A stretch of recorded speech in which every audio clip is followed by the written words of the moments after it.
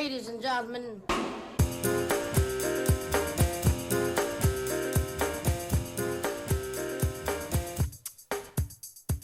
On part dans l'Ouest.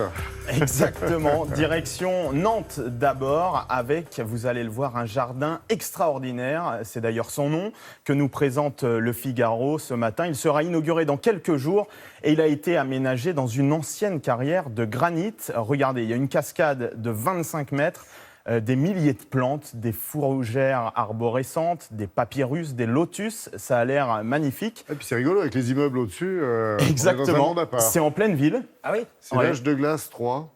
Et un urbaniste explique le dénivelé, l'exposition plein sud et cet immense cirque de pierre crée un microclimat exceptionnel avec des températures supérieures de 4 degrés par rapport au reste de la ville, ce qui nous a permis d'implanter des espèces végétales exotiques pour tenter de recréer, au travers de différentes ambiances végétales, l'univers des voyages extraordinaires de Jules Verne, le voyageur immobile. Parce que Nantes, c'est la ville de Jules l'auteur du Tour Et du son Monde. bateau, le Michel. Exactement, là où il est né, là où il a passé sa jeunesse. D'ailleurs, sa maison natale, qui est devenue un musée, elle est juste à côté de ce nouveau parc luxuriant.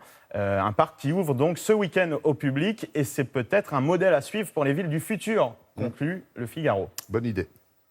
Et puis si vous cherchez quelque chose à mettre dans vos écouteurs ces jours-ci, eh bien dans Le Parisien aujourd'hui en France, vous trouverez un dossier assez complet sur les sorties musique, les bonnes notes de la rentrée.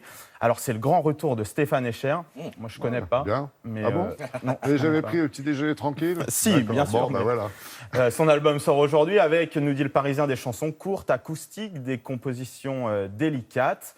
Et puis, un grand monsieur, je connais un peu mieux du rap français, Oxmo Puccino, La Nuit du Réveil, c'est son nouvel album. Alors, Le Parisien écrit, c'est de la dentelle de mots, des cordes acoustiques, une trompette, quelques chœurs soyeux. C'est guerrier, mais pas outrancier, intime, sans être racoleur, et c'est 20 ans après son premier album. C'était Opéra. Tout le monde en parle en ce moment. Puccino. Hein. Ça a l'air ciselé Ouais, et ouais. bien apprécié. Exactement. Et puis, on termine par un autre retour, celui de Métronomie. Le groupe britannique Pop retrouve ce qui avait fait sa force, une électropop où il y a de l'espace, où l'on respire, et ça devrait vous donner furieusement envie de danser. Voilà, de la folk, du rap, de l'électropop. Il y en a pour tout le monde, et c'est un dossier dans Le Parisien. Vous allez chanter et bien danser maintenant. Merci Clément.